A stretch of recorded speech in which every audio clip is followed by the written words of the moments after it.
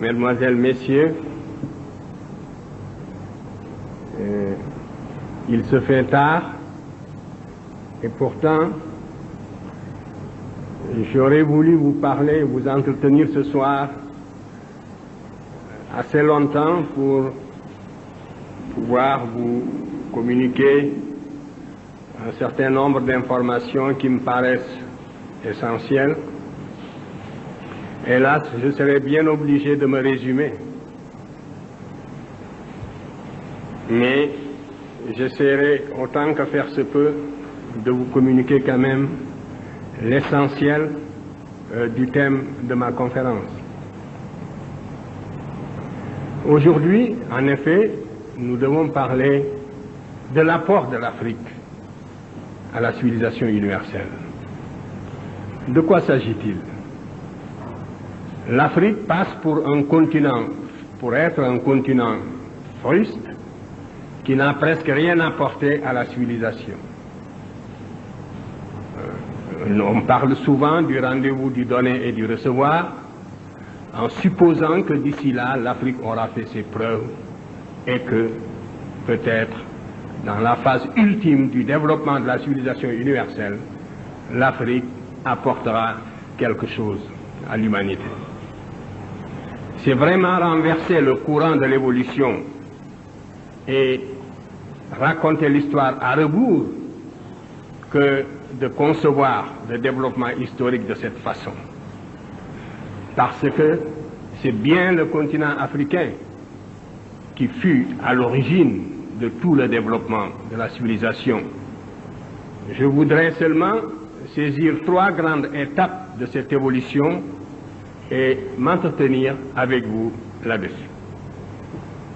Au tout début donc, maintenant cette question ne se discute plus âprement, mais il y a une trentaine d'années, pour être sérieux, il ne fallait pas considérer que l'Afrique puisse être réellement le berceau de l'humanité. C'était une idée qui paraissait extrêmement saugrenue et il fallait même faire preuve d'un grand courage intellectuel pour avancer une telle pensée. Depuis, la recherche s'est développée et vous en connaissez les résultats. Nous savons aujourd'hui que l'Afrique est bien le berceau de l'humanité. Mais vous me direz tout de suite que le berceau de l'humanité, on a dit que c'est un berceau à roulettes et qu'il passe d'un continent à l'autre. En fait, ceci est inexact.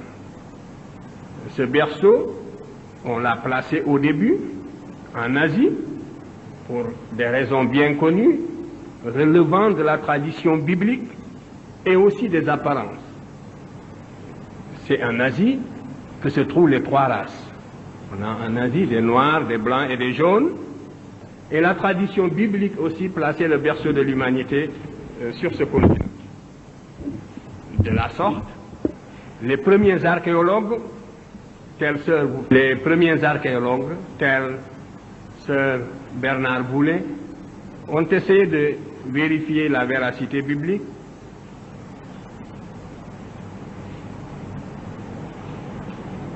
Donc, des fouilles ont été entreprises en Mésopotamie pour montrer que le déluge a bien eu lieu et que la Bible a dit vrai.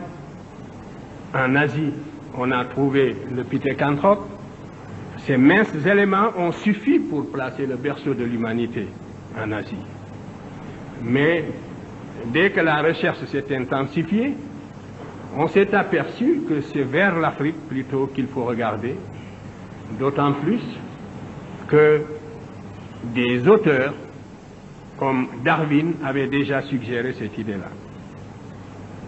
Maintenant, les fossiles et les vestiges trouvés en Afrique ne laissent plus aucun doute sur le fait que l'Afrique est le berceau de l'humanité.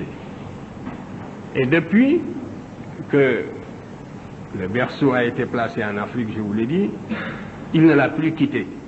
Et chaque jour, la recherche dans le domaine de la préhistoire, en matière, dans le domaine de l'archéologie préhistorique, prouve que l'Afrique est bel et bien le berceau de l'humanité.